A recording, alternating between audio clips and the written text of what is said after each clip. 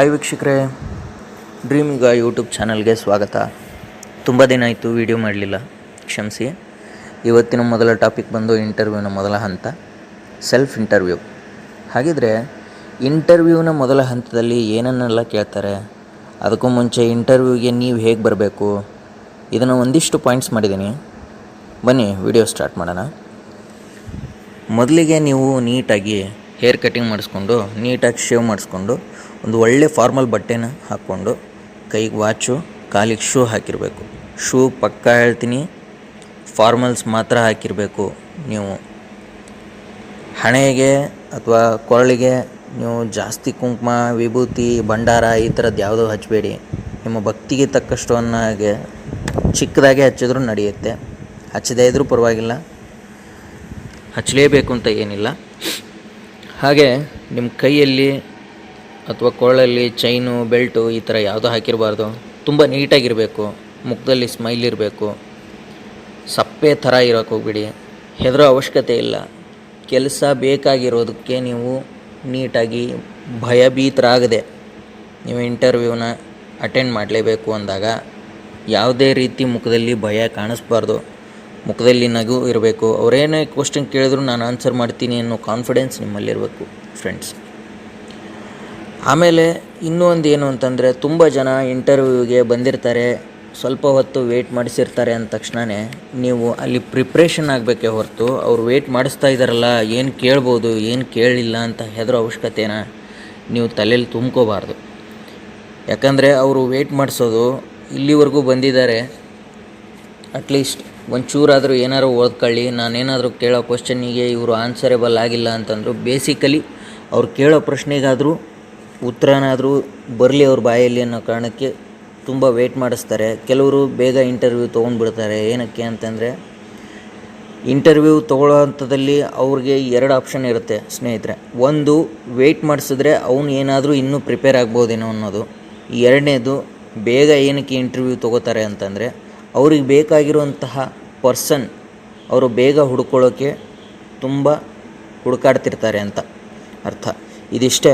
ಇದು ಬಿಟ್ಟರೆ ನಿಮಗೆ ಹೆದರಿಸೋ ಅವಶ್ಯಕತೆ ಇಲ್ಲ, ಅಥವಾ ನೀವು ಅವ್ರಿಗೆ ದುಡ್ಡು ಕೊಡಬೇಕು ಅಂತ ಏನಿರಲ್ಲ. ಇದಕ್ಕೋಸ್ಕರ ಹೇಳ್ತಾ ಇದ್ದೀನಿ, ಸಪ್ಪೆ ಥರ ಯಾವತ್ತೂ ಮುಖ ಇಟ್ಕೋಬೇಡಿ. ಹಾಗೆ ಹೆದರ್ಕೊಳ್ಳೋಕ್ಕೆ ಹೋಗಬೇಡಿ. ನೀವು ಇಂಟರ್ವ್ಯೂನ ಒಂದು ಕಡೆ ಅಲ್ಲ 10 ಕಡೆ ಕೊಟ್ಟರು ನೀವು ಇಂಟರ್ವ್ಯೂ ಕೊಟ್ಟೇ ಹೋಗಬೇಕು. ಇದಕ್ಕೋಸ್ಕರ ನಾನು ಹೇಳ್ತಾ ಇದ್ದೀನಿ. ತುಂಬ ಇಂಟರ್ವ್ಯೂನ ನಾನು ಫೇಸ್ ಮಾಡಿದ್ದೀನಿ, ಆದರೆ ಒಂದು ಇಂಟರ್ವ್ಯೂಗೂ ನಾನು ಭಯಪಟ್ಟಿಲ್ಲ. ಯಾಕಂದರೆ ನಮ್ಮಲ್ಲಿ ಯಾವಾಗ ಭಯ ಇರುತ್ತೋ ಅದೇ ಜಾಸ್ತಿ ನಮ್ಮನ್ನು ಹೊರಗಡೆ ಕಳಿಸುತ್ತೆ. ಅದಕ್ಕೋಸ್ಕರ ಹೇಳ್ತಾ ಇದ್ದೀನಿ, ಇಂಟರ್ವ್ಯೂಗೆ ಮಾತ್ರ ನೀವು ಮುಖದಲ್ಲಿ ನಗು ಇರಬೇಕು. ಅವ್ರೇನು ಕೇಳಿದ್ರೂ ನಿಮಗೆ ಕಾನ್ಫಿಡೆನ್ಸ್ ಆಗಿ ಉತ್ತರ ಬರುತ್ತೆ ಅನ್ನೋ ಲೆವೆಲಿಗೆ ನೀವು ಥಿಂಕ್ನ ಮಾಡಬೇಕು ಅಷ್ಟೇ. ಹಾಗೆ ಮೊದಲು ಅವರು ಕೂತಾಗ ಅವರು ಮುಂದೆ ಕೂರೋಕ್ಕೂ ಮುಂಚೆ ಫಸ್ಟು ನಾನು ಕೂರಲ ಅಂತ ಕೇಳಬೇಕು. ಇದು ಒಂದು ಸಂಸ್ಕೃತಿನ ತೋರಿಸ್ಕೊಡುತ್ತೆ ಇಂಟರ್ವ್ಯೂವಲ್ಲಿ. ಹಾಗೆ ಅವ್ರಿಗೆ ನಿಮ್ಮ ರೆಸ್ಯೂಮ್ನ ಕೊಡಬೇಕಾಗತ್ತೆ. ನಂತರ ಅವರು ನಿಮ್ಮ ಬಗ್ಗೆ ಕೇಳ್ತಾರೆ. ಆಗ ನೀವು ನಾನು ಇಲ್ಲಿ ತೋರಿಸಿರ್ತಕ್ಕಂತಹ ಪಾಯಿಂಟ್ಸ್ಗಳಿದ್ದಾವೆ, ಅವನ್ನ ನೀವು ಓದ್ಕೊಂಡ್ರೆ ಸಾಕು, ಅದ್ರ ಬಗ್ಗೆ ಹೇಳಿದ್ರೆ ಸಾಕು, ನಿಮ್ಮ ಸೆಲ್ಫ್ ಇಂಟ್ರೊಡಕ್ಷನ್ ಮುಗಿದೋಗುತ್ತೆ. ಇದಿಷ್ಟು ಟೆಕ್ನಿಷಿಯನ್ಗಷ್ಟೇ ಅಲ್ಲ, ಯಾವುದೇ ಒಬ್ಬ ಕೆಲಸಗಾರ ಒಂದು ಕಂಪನಿಗೆ ಇಂಟರ್ವ್ಯೂ ಕೊಡಬೇಕಾದ್ರೆ ಸೆಲ್ಫ್ ಇಂಟ್ರೊಡಕ್ಷನ್ ಇದಿಷ್ಟನ್ನು ನೀವು ಕೊಟ್ಟರೆ ಸಾಕು. ಇದಕ್ಕಿಂತ ಜಾಸ್ತಿ ಕೊಡಬೇಕಾಗಿರೋ ಅವಶ್ಯಕತೆ ಏನಿಲ್ಲ. ಈ ವಿಡಿಯೋ ಮಾಡಿರೋ ಉದ್ದೇಶ ಇಷ್ಟೇ. ಸೆಲ್ಫ್ ಇಂಟ್ರೊಡಕ್ಷನಲ್ಲಿ ನೀವು ಕಾನ್ಫಿಡೆನ್ಸ್ ಆಗಿ ಹೋದರೆ, ನೀವು ಸೆಲ್ಫ್ ಇಂಟ್ರೊಡಕ್ಷನಲ್ಲೇ ಗೆದ್ದರೆ ಉಳಿದಿರೋ ಕ್ವಶನ್ನಿಗೆ ನೀವು ಆನ್ಸರೇಬಲ್ ಆಗಿರ್ತೀರಾ. ನೀವು ಮಾತನ್ನು ಹೇಗೆ ಆಡ್ತೀರಾ ಅಥವಾ ನೀವು ಇಂಟರ್ವ್ಯೂನ ಹೇಗೆ ಫೇಸ್ ಮಾಡ್ತೀರಾ ಅನ್ನೋದ್ರ ಮೇಲೆ ನಿಮ್ಮನ್ನು ಅವರು ಕ್ವಶನ್ ಮೇಲೆ ಕ್ವಶನ್ ಕೇಳೋದಕ್ಕಿಂತ ಮುಂಚೆ ನೀವಿಷ್ಟು ಕಾನ್ಫಿಡೆನ್ಸ್ ಆಗಿದ್ದೀರಾ ಅನ್ನೋ ಒಂದು ಉದ್ದೇಶದಿಂದ ನಿಮಗೆ ಕಡಿಮೆ ಕ್ವಶನ್ನು ಕೇಳ್ಬೋದು ಸಬ್ಜೆಕ್ಟ್ ಮೇಲೆ. ಗೊತ್ತಾಯ್ತಾ ಫ್ರೆಂಡ್ಸ್? ನಾನು ಇದನ್ನು ಫೇಸ್ ಮಾಡಿ ಬಂದಿರೋದಕ್ಕೆ ನಾನು ನಿಮಗೆ ಹೇಳ್ತಾ ಇರೋದು.